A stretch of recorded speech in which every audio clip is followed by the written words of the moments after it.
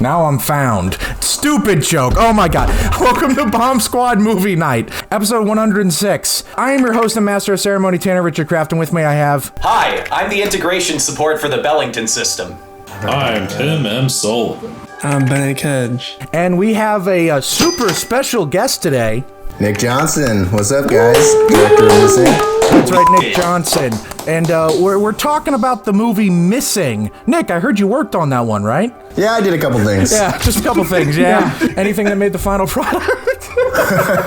Yeah, I mean, you know, like, I did some really cool stuff if you look closely. Like, so there's some stuff in there. In all seriousness, Nick is, I believe, the co-director of the movie we're talking about today. It's you and... And Will Merrick. Yeah, my partner, Will Merrick. A follow-up to one of my favorite movies of 2018, Searching. You were in her class, though. Did she mention anything unusual going on lately? Was she acting strange? You know, she did go on Tumblr a lot. What is a Tumblr? Before we get into actually talking about the movie overall, I'm just kind of curious about everyone's thoughts. What kind of expectations did they have for Missing going in advance? Tim, I want to start with you. So I hadn't actually watched Searching when it came out. I watched it a couple weeks ago for the first time, and I actually really enjoyed it. It's a really good take on that sort of subgenre going off of like found footage, where it's sort of found footage via screen recording, which like you've kind of see a lot of the other ones like Unfriended and Host. They kind of go more horror angle with it, where this was more of a like dramatic thriller with some like really good heartfelt family drama and just some really good emotional beats in there. You know, going into Missing, having just freshly seen Searching for the very first time, I was interested to see kind of how the character dynamics would kind of change, with it being from the perspective of a daughter looking for her mother as opposed to a father looking for his daughter. Bennett, what kind of expectations did you have for Missing? So I've had the pleasure of working with Nick's cousin for the last 3 years, and so for the past year and a half, I've heard nothing but hype for this movie practically every single day. So I'm very excited to see it when it came out, and I was not let down. This is a very good movie, and I saw Searching after I went and saw Missing, but I had never seen this type of genre before, where it's like the found footage, but all through like a computer. What is this? What's what? What is this? What are you talking about? And I was interested to see like how it would be pulled off. Like, how are they going to tell a story without being able to leave the computer or like the cameras around the house? And surprisingly, it was extremely easy to follow. It was just as engaging as like any mystery type of movie would be, but with just that giant twist of you're not following in the typical cinematic format. It's through the found footage setting. So great job, Nick. Thank you. Shout out to Steve Kinnison. All right, Austin, what kind of expectations did you have going into Missing? So I also had never seen a Screenlife movie before Missing. Ducked out on Unfriended and Dark Web because I have a phobia of blenders. But Missing's prequel, Searching, it won prizes at Sundance, and on top of that, it was so good that even Your Movie Sucks called it great. So the idea this particular creative team cracked the code of how to do a well-made Screenlife movie was like firmly in my head. Another marketing thing that made me stoked for this was the audience reaction style TV spots released for the movie 3 days before it dropped in theaters. I associate that style of trailer with the first Paranormal Activity movie. Paranormal Activity, another sort of like unusual experiment with the medium of film that made for a solid night at the movies. The trailer promised me I'm really gonna feel the twists. The prequel was dynamite, so I went in with high expectations for Missing. You come in here and accuse me of something unspeakable, and you're wondering what kind of family I am? Bruh. Thank you very much, Austin. Now, just to get my thoughts out of the way very quickly. Like I said before, huge, gigantic fan of Searching. It was in my top 10 movies of 2018. I don't know exactly where it placed, but it was up there for me. And when I heard that they were making a sequel, I was really excited, thinking, what could this team bring up next? I knew it was going to be a different set of writers and directors from the first movie, and this is actually a good way to transition to my questions for you, Nick. I knew that the editors of the first movie were going to be in charge of this one. Is that right, Nick? You and Will were editors of the first movie? Yeah, we edited Searching, yeah. This, what David's about to do here, sorry, Nick, he's about to right-click this, and he's going to go to a thing that says hide from search results. Yes. We made that up. That's not real. Okay, so I knew that it was in good hands, considering that Searching is a movie and Missing is too, a movie that's so heavily made in post-production, I'm assuming. So Nick, I guess this kind of goes to my question for you. I believe this is your first big feature film project, so what was it like doing a follow-up for a movie you edited with that probably had a bunch of expectations and pressure since the first one was such a dynamite success? I mean, what was it like going into this one? So first of all, I just want to say, sick shout out Austin about that Bellington system. That's a deep cut, and I f***ing love that. That was amazing. I'm here. Do you have the integration report on the Bellington system? So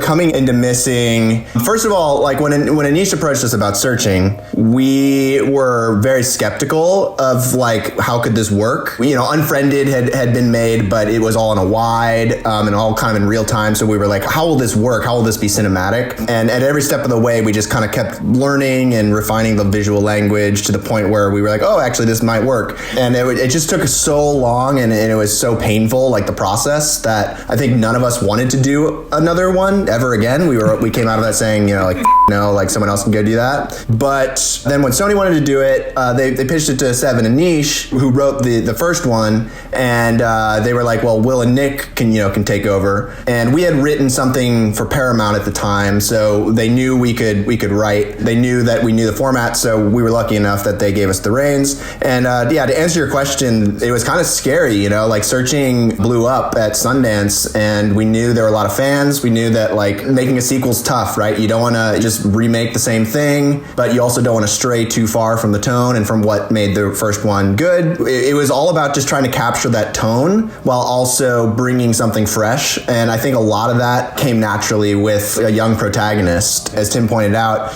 by having a kid be the protagonist, we were able to bring that like Edgar Wright style pacing to it and bring something that felt both tonally of a piece with the first movie, but also like its own thing, I think.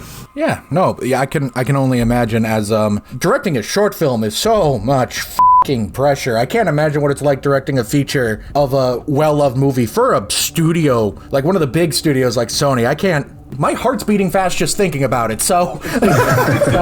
You know, the good thing was that it started literally 3 years ago. 3 years ago on Tuesday is when we first got the treatment, and because the pandemic happened, it was prolonged. So we had been working on the script for over a year before we actually started shooting.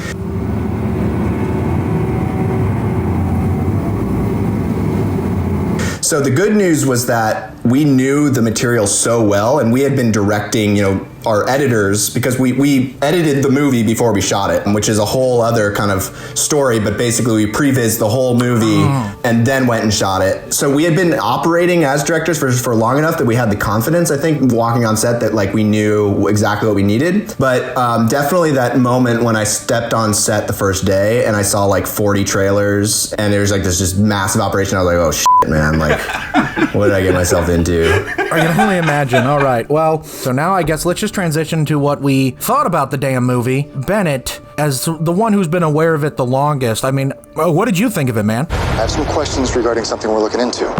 Has your mom ever gone by any of their names? What? I heard about it, I think, for the first time back in beginning of 2021, and like throughout the process, I would just get like, Steve would show me like photos that Nick would send him of just the process of making the movie, and I was like, this movie looks like it's going to be badass, and it certainly was that. Like, I remember the one scene where it's the cameras are all spinning around her and it's like changing. That's like one of the coolest shots I've ever seen in a movie, just like in general. And the fact that it was also pulled off is like every angle was like a different cell phone or her laptop or something like that. It's so impressive to see how not only was the story engaging, but you guys thought of, how are we going to show this without actually like having your typical camera on sticks set up for each shot? I remember one angle seeing was like when she was leaving the house and you guys shot through the backup camera of the car. Just seeing like how you guys are showing how she's leaving the house just through the car's cameras. I don't know how you guys thought of that, but it was just very, very, very impressive. Tim, I believe you saw this movie second after I did. So what did you think of it? You're going through Kevin's email? This woman calls him Darren. Checked checked it out a couple days ago, and I dug it. I had a good time with it. Kind of like what I was implying earlier, how Searching was more of a dramatic thriller, and this was that too, but I do think it did kind of lean into sort of horror thriller territory in some places, which I thought was like an interesting little spice. Like the whole scene where they're in the office and they're wiping the computer and then you find the lady's dead. That was a really tense scene. And like all the stuff with like the guys, whatever it was called, the program for like the private messaging, and the like creepy music starts playing. Like I thought that was all really great. And kind of what I think Bennett was alluding to, like I really liked the scenes where it was like transitioned between like apps and screen recordings and stuff, like showing the GPS to show that she's going somewhere, like just a bunch of really cool stuff going on with that, and the visuals, which I thought was really neat. It felt more montage-y in some places than Searching, which I thought was neat. Just some really creative plays with like the editing and the screen capture format. So yeah, just a good time. Really enjoyed. Back to you, Taylor. Absolutely. All right, Austin, as the guy that edits this thing every week, and since this is a movie so heavily made in post, Austin, I'm sure there was a lot for you to sink your teeth into with this one. So what did you think of it? Yeah, I appreciated what they were doing. This was my first Screenlife film, and since then, in prep for this, I've taken the time to watch Searching and Run. Right off the bat, it's pretty amazing that Will, Nick, Sev, Anish, and Natalie were able to pull off an extended universe better than the mighty Universal Pictures tried to back in 2017. Major props. This movie made me feel the excitement of being one of those Redditors who was trying to solve the Boston Marathon bombing, except all the pieces fit together perfectly, and it didn't turn into a shit show. All the vicarious sleuthing excitement of the modern internet, now with 50% less horrible outcomes. But one thing I'd like to bring up as sort of a parallel is another production from 𝐉𝐨𝐡𝐧𝐬𝐵, the 2016 film Hardcore Henry.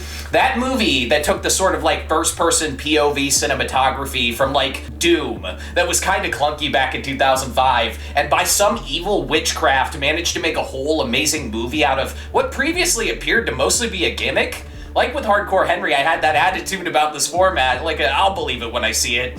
And I think the way Ilya Naishuller pulled off Hardcore, Will and Nick pulled off Missing. There's a lot of technical reasons this is incredible, like recreating the user interfaces of apps and software I use every day so it can be blown up in 4K, using stuff like a Sony a7S Mark III to get that webcam deep focus in a way you could actually color grade, filling the background with Easter eggs and making this pause-proof has been said in many interviews. And your screenplay by itself is sort of a marvel. Your team figured out the optimal way to like create the most possible tension and intrigue out of this specific sequence of events. That final technical solution that saves the day was absolute genius. Like John Carmack finding the magic number, absolute genius. So I think the movie's great. It has a unique set of elements that makes it feel different from Searching while maintaining and sort of that refining that cinematic language of a good Screenlife film. It was worth seeing this in a theater, and my only complaint was that there weren't any stock photos of Erika Jenkins in this one.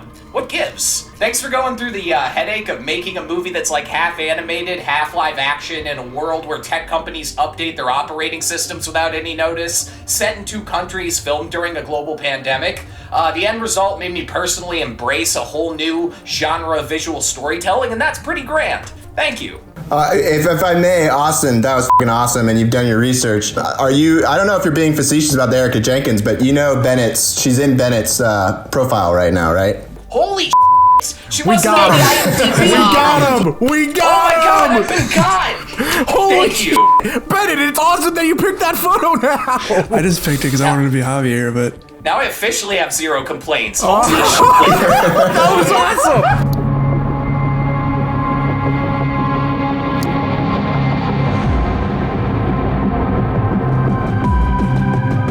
All right.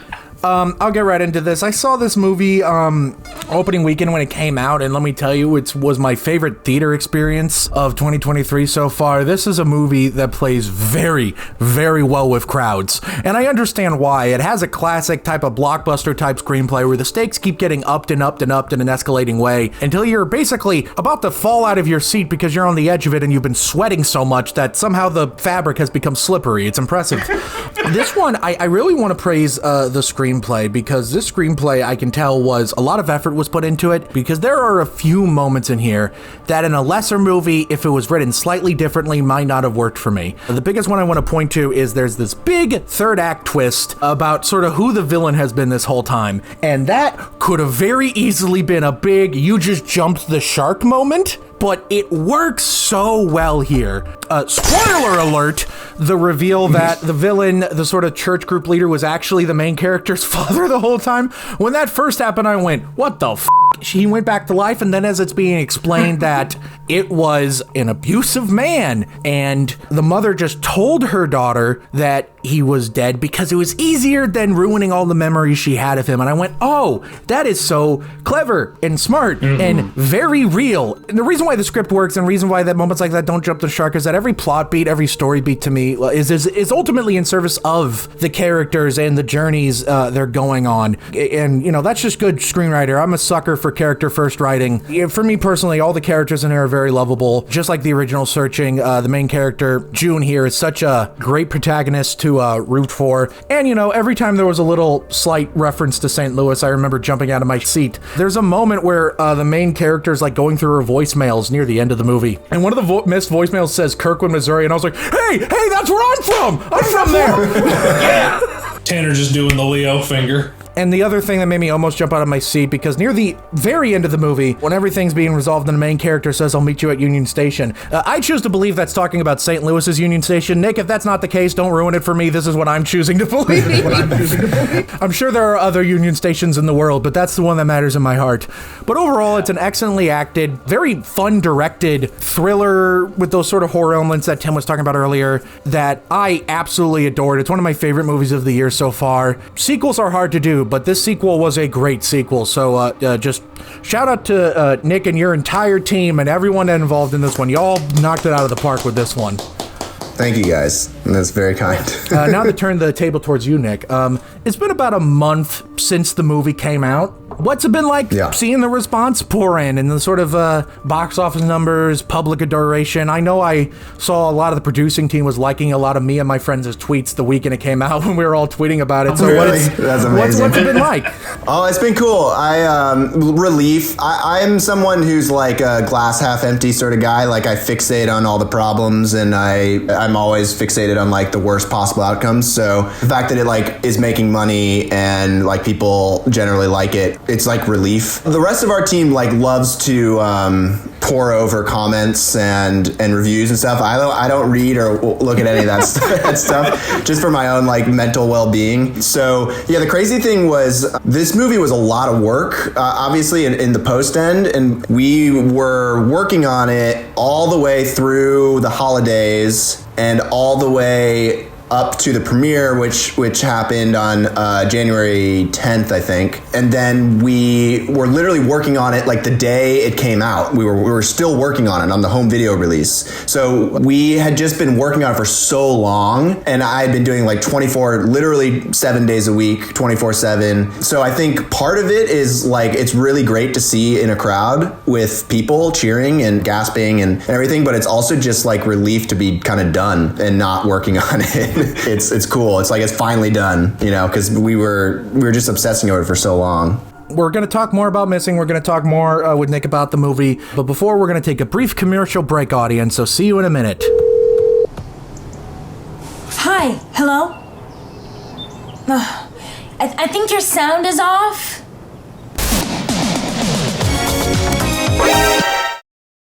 Hi, and welcome back to Bomb Squad Movie Night, and we hope you like that ad break because I'm about to give you another ad. Do you like movies? Do you like colors? Do you like canvas? Because if you do, I have a deal for you. MoviePalette.com. That's right, you've probably seen stuff like this in your Instagram feed before. And if you want one of your own, you can go to MoviePalette.com and order one now. But wait, before you hit that order button, enter the code SQUAD15 to get 15% off your order. Again, MoviePalette.com and the code is SQUAD15. And now back to the show. The cleaning senora says she sees two American tourists at the hardware store. What did he buy? Just this. All right, general discussion. So there's one burning question I have here. I alluded to earlier how that moment with the reveal with June's father being still alive could have been a big jumping the shark moment in a lesser script. I'm just really curious, Nick, when that plot point came up in the writing process, was there like any debate like maybe we don't do this, maybe this is silly, or like I'm just really curious about like any debate that happened with that plot point, if any? Oh yeah, that was the first thing. So Seven and Niche wrote a treatment and gave it to me on Valentine's Day. They emailed it to us, and I was like on my way to like a date with my girlfriend, and I'm like reading this treatment like frantically, like just a sec, and then I get to this plot point, I'm like, holy shit. And Will and I both read it and took a lot of notes, and that was the first thing we talked about. We were like, I don't know if we can make that work. Like that's a pretty crazy thing. And one thing that Anish pitched Searching as, just to give you like a background of how we see this story, he pitched Searching as like a kind of a cheap, kind of shitty 90s thriller, but told in an interesting way. And by that he means like there are these movies like Along Came a Spider, like they're not well reviewed, but they're just like these classic tropey sort of pulpy detective thrillers, crime thrillers, and we're just kind of taking those but like reinventing it a little bit. And so I always had this feeling that dad reveal, while it was, like you said, it might have been jumping the shark, the idea was to make a movie that was even twistier and even pulpier a little bit, and so that if we could pull that off, it would be in line with the immensity of the twist of Searching. You know, like it could be really cool. It's just that we knew that we had to make it feel earned. So the first week I actually went to Brazil. The first week we were on the clock for the script, and I just happened to be going to Brazil at the time, and for that whole week, Will and I were just on the phone, and we were literally like, okay, let's set aside that dad reveal. Let's think about any other possible reveal. Like, what else could we do? Is there any better version of it? And we thought a lot about it, and there was like a Chinatown version of the movie and all sorts of stuff. But at the end of the day, we ended up coming back to that because that was the original treatment. And again, it just felt like if we could pull it off, it would be a pretty crazy twist. And I also really liked that it played on, if you've seen Searching, it played on your expectations, because at the beginning of Searching, Pam dies. And so it kind of fakes you out into thinking that we're kind of just rehashing the same beat, but in doing that, it's kind of manipulating the audience. So ultimately we came back to it, and then from then on, once we decided to stick with it, it was all just about like, how can we make dad not just set him up plot-wise, like we invented that Jimmy Church guy thing and make him alive in the story, but also make him core to the character. So every discussion, every scene, you know, everything with Javi, it had to be about him, so that by the time he showed up, it didn't feel out of nowhere. It felt, you know, like it had been ingrained in the story. It's really clever, like how you said how the opening makes you think it's just a rehash, because I do remember at the beginning of the movie thinking, oh, this isn't one of those sequels that's just the first movie again, is it? And you totally tried to make me think it was, and then it wasn't, which is part of what made it really enjoyable for me. So it's a huge maze of red herrings. Sometimes we describe it as a puzzle or a math problem. Cool, thank you. Yeah, as a tightrope, it's very delicate. And as a team, we do a lot of feedback with not just like big NRG. There's like, you know, big official feedback, and then there's just watching with your friends. Right. So constantly that was the question, right? It was like, sometimes there were cuts where people thought it felt like way too out of nowhere or really jarring, and then we knew, okay, we got to go back, we got to pepper more stuff in there, we got to like get more stuff in there, and that we started that review process from the script stage. So we were constantly just relying on feedback to tell us what was too much or too little. Right. And again, I think that kind of plays into what I was talking about, is it feeling very montagey, and you get that sort of montage where you see the explanation for all of that, which I think really helped sell that reveal. I love that you describe this as really montagey, because I've always thought of this as almost like one giant montage. I remember when we were cutting Searching, there's like more music in this than most movies. It's very like, and the pace is really like, we try to keep the pace like constantly going, like as much as we can, not dragging. And it just felt like we had, you know, 4 major montages in Searching, and similarly we have 4 major montages in this, or actually we have 5 major montages in this, but they started to get like so complicated that they started like bleed into each other, to the point where it just was like, okay, This is all just a giant montage now. In spirit of Sergei Eisenstein was in the room with you the whole time. Yeah. I gotta ask. Absolutely. You co-directed this with Will Merrick. Is that something you want to like do going forward? Coen Brothers, Lord and Miller style co-directing excellence, or was this more of like a one-off thing for this particular show? Oh yeah, no, we definitely want to keep, like I was talking with him today, we're working on our next projects right now. So we're definitely like a duo. The crazy thing with Will is that we all went to USC, but I didn't know Will. I never met him there. He was 2 years younger. And when we set out to edit Searching, we had never met each other. So we actually met like 2 weeks before we started working on that movie. And luckily we like got along and worked well together. And then literally it's been like 7 or 6.5 years since then. I've seen him like every day basically since then. So it's pretty wild. But yeah, we work well together and we definitely want to keep working together. You mentioned how you basically edited this movie in advance with the pre-visualization process, which is oddly very similar to a lot of Marvel movies and other blockbusters nowadays, and where they basically make the whole movie before they make the movie. And I'm wondering, like, so when you say pre-vising, because I know the actual screen UI is actually almost entirely just animated, unlike a lot of other screen recording movies.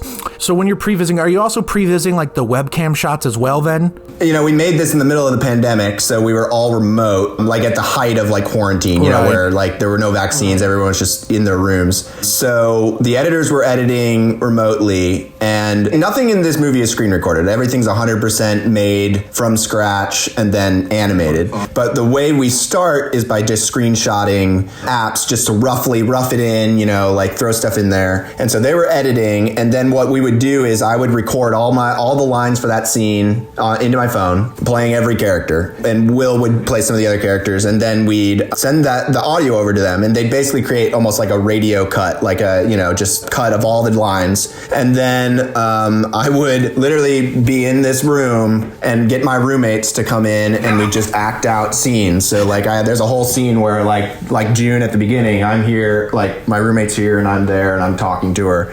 So we would take like still screenshots, and then they would just throw those in there and then put our voices underneath. And then the final step was we hired like some actors to then do all the lines once we had it more or less locked, to the point where then we could screen it for people and literally like watch the movie as like almost a finished movie and screen it for to get feedback before we shot it. That is a very unique process. How much money do I have to give you for the Pre-Vis copy of the movie with Will on the roof, pretending to be Javi? Because I'm making a Lost Media Wiki entry right now for it. The hunt has started. We don't want to get canceled, man. We don't need to see Will playing Javi on his roof. No, I mean the real truth is like there's so much stuff in there that is uncleared because we're just taking screenshots of, and we were using temp music and stuff. It's hard for us to release it. I think on the Blu-ray there may, you know, Blu-ray or whatever digital release they end up releasing special features on, there may be some glimpse at that, but I can't publicly release it, but I can privately show people. It's pretty weird. It's like very slowly paced relative to the final movie, and it's like all just terrible acting. That's interesting considering like one of the things I like about this movie is that it's like a super lightning pace. Like it never lets its foot off the gas.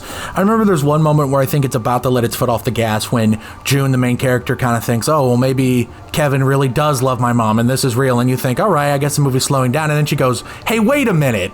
And then all of a sudden you realize it was the other woman and it's like, whoa! Yeah, there's never really like a lull in the movie. Like a lot of movies recently, I feel like there's definitely down points where like it feels slow at times, but like this one was engaging all the way through. Did you guys use like a Matrix rig for the party shot? The little 3, 2, 1, I'm falling down drunk countdown? Did you guys do that Matrix setup where it's like a big thing of cameras? Yeah, I know what you mean. No, so that shot's really crazy. There's a crazy story behind that shot because so basically we were height of the pandemic, nobody had vaccines or anything. We're trying to shoot this thing, and we basically just like threw a party at a house. I mean, people weren't drinking, but like we looked around ourselves and we're like, damn, damn, it's just like a party. Like people are just chilling. And so we basically just had people doing stuff and like playing beer pong. And then Will and I went around, and our DP went around, and like we had the official A7S shooting stuff, but Will and I also had just our iPhones. There was no time. We had to shoot that whole party really quickly. And so Will had the idea of that shot in his head, and we just made sure to get June in every plausible angle. We just like spin around her constantly. And then in post, the specific idea for that shot actually came during post. So he had kind of had this idea that, you know, there'd be like this crazy stuff, and we had written that into the script, but we didn't actually think about that 360 thing until in post. And Will was like, bro, we gotta do it. And I was like, we don't have time. Like, if we do it, you gotta do it. You're gonna sit there and pick every single frame. And he's like, yeah, I got it. And then like the last week of the movie, Will and I were like taking a bunch of Adderall and coffee and weren't sleeping. We were at the office for a solid week. We're just trying to get the movie rendered, and that shot wasn't done. Like, it literally wasn't done. It just was like in shambles. It was like looping frames, right? And we're like, we can't release this, but we had to go home. And then when we were home, Will basically stayed up for like 48 straight hours, didn't sleep, just worked on that one shot, and like dug through all the footage to find all little pieces. And that was literally the very last shot that was made for the movie. Like, the whole thing was done, and then we just slotted that one thing in, and then we were done. Wow. So it like came together really, really late. Yeah. It was stressful because there was a point at which basically they're like, you guys are done. We have to deliver it to the theaters. And the shot wasn't done. And we were like, oh man, like we failed. And then like we caught some random little error that we had to fix anyways. And that bought us just enough time to finish it, basically. That's incredible. I always love filmmaking stories like that, where it's like, that really cool thing was basically thrown together with drugs and duct tape.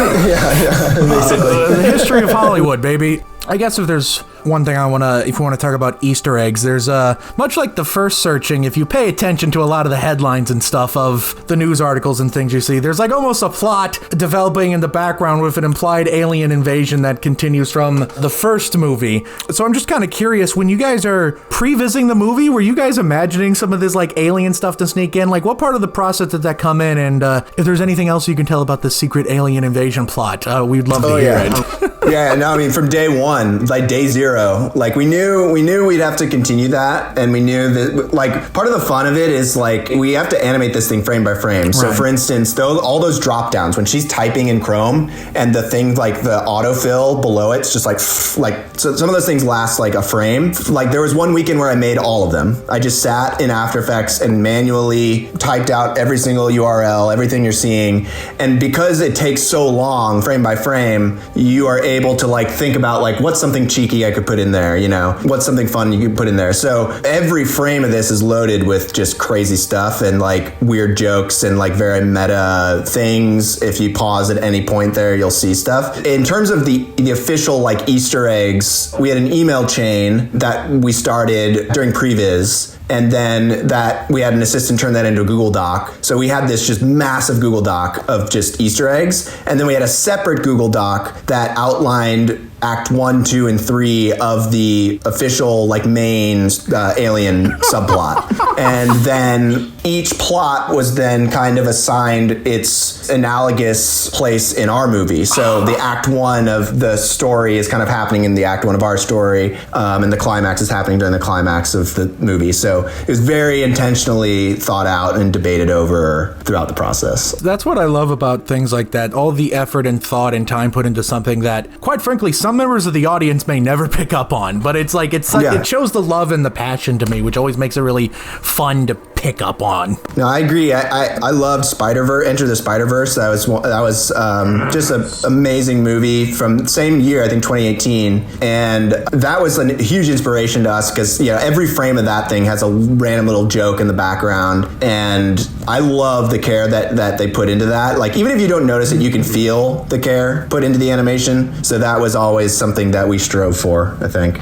I got a more general question, because I feel like every director who releases like a movie in theaters should be asked this question. Was there a movie that inspired you to want to make movies? Like way back when? That's a great question. Okay, so yes, there are like a couple of ways to answer this. probably Star Wars was like, you know, I love the hero's journey, the original Star Wars trilogy, like, of course. Weirdly, the Pirates of the Caribbean, the first one, the Blu-ray special feature, the making of on those movies was like next level. And I remember watching that thinking like, man, filmmaking is like amazing and like really cool. So randomly that. But then as I got like older and like more stuck up and like art filmy, probably There Will Be Blood like changed my life in terms of like, oh shit, like movies are real art, you know, like you can tell like great stuff that way. So I would say There Will Be Blood and then the Coen brothers, just seeing like what an auteur's voice can sound like. I think those were always really inspiring to me then in high school, probably, yeah. Nick has There Will Be Blood. I have Swiss Army Man. It's basically the same thing. I love the Daniels. Love the Daniels too. They're a huge inspiration. I love their whole ethos. Oh yeah, I love them too. I remember being so excited for Everything Everywhere All at Once, and I've been on that bandwagon since day one,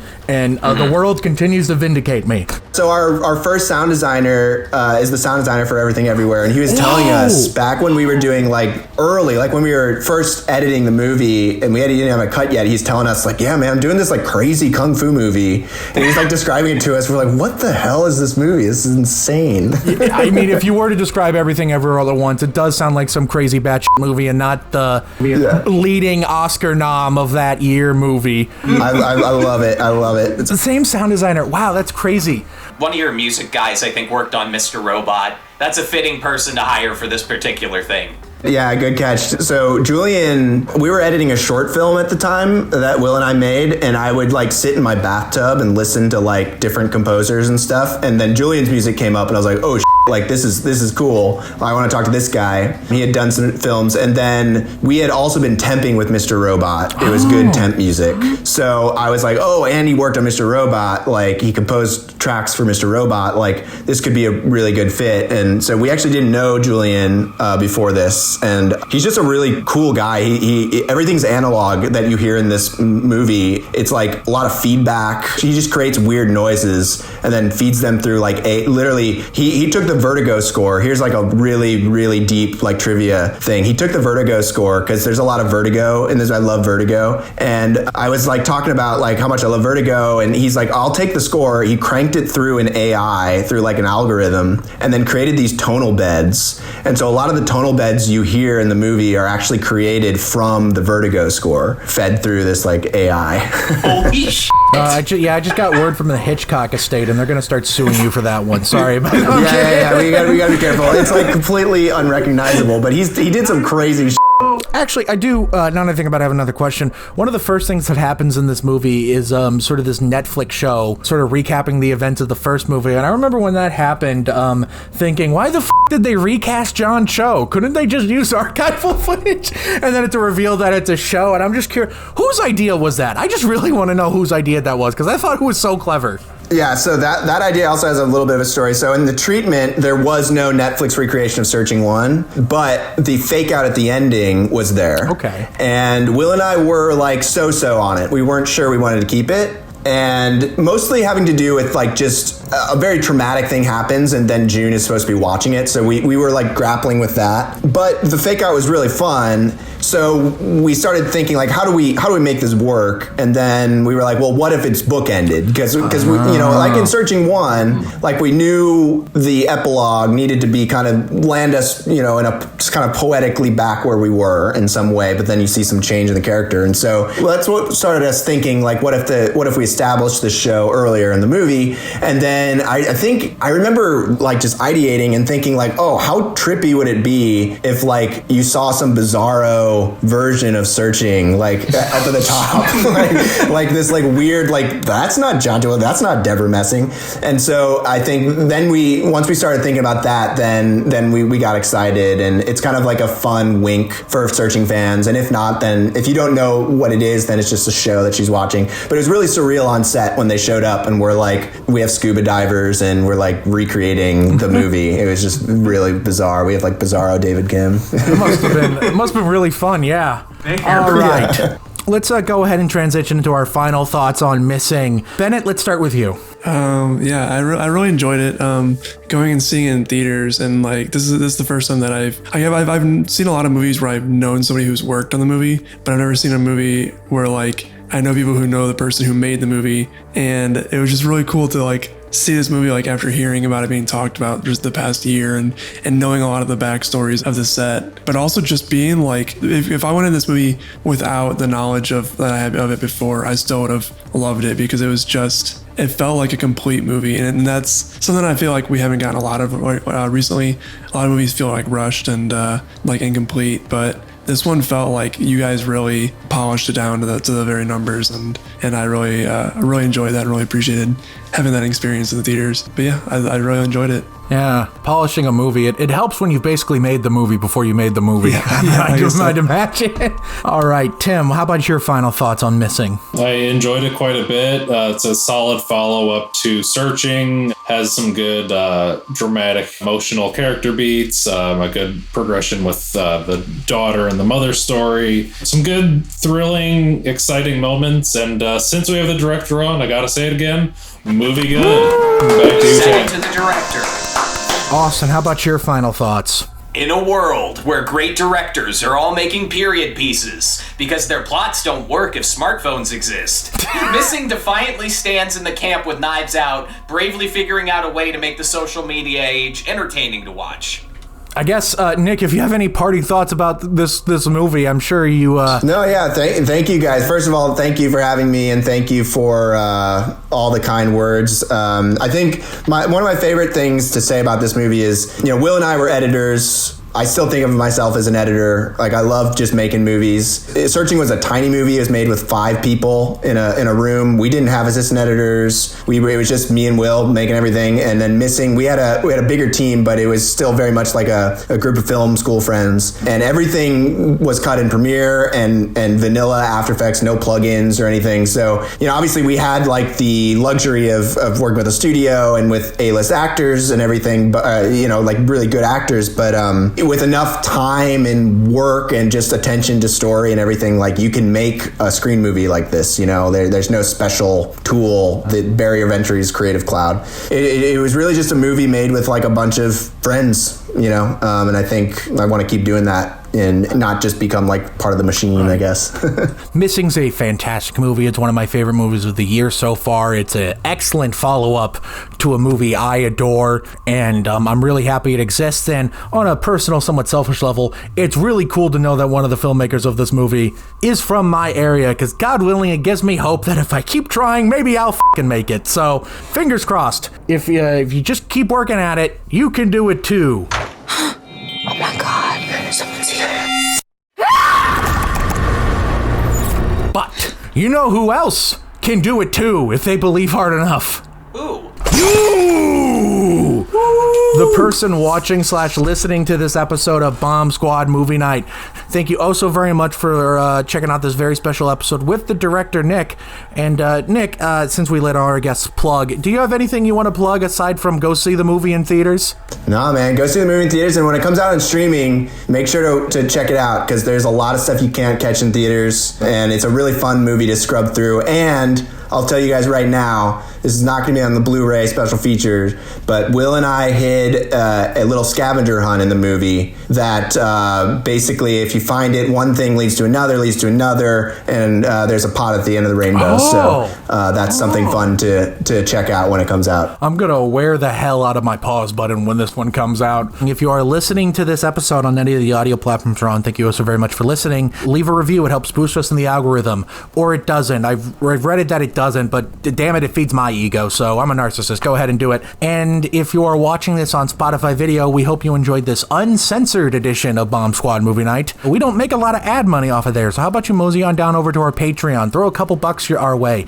I swear on my life, we're gonna actually have stuff on there very soon. It's gonna be really cool. And if you are watching this episode on YouTube, thank you oh so very much for watching. Go on down in the comment section below and let me know, what did you think of Searching? What did you think of Missing? Are you excited to see more of these screen type movies in this Searching Missing verse or whatever? What do you think of the alien invasion plotline? What do you think it all means? Comment below and let me know. And while you're down there, Hit the like button so we know how much you like us. Hit the subscribe button so we know how much you love us. And hit the bell icon so you know exactly when we upload new videos. Next week, we are talking about the 2018 live-action kaiju adaptation, Animal World, which I hosted and have been editing since January. We have 2 special returning guests, so tune in. It's going to be a good time. So make sure you tune in. Thank you again so very much for watching. And we'll see you all next time. Bye! Farewell. Siri, call June. Mom, this is FaceTime. I slid my ticket across the table and I said, sorry guys, I gotta see about a girl.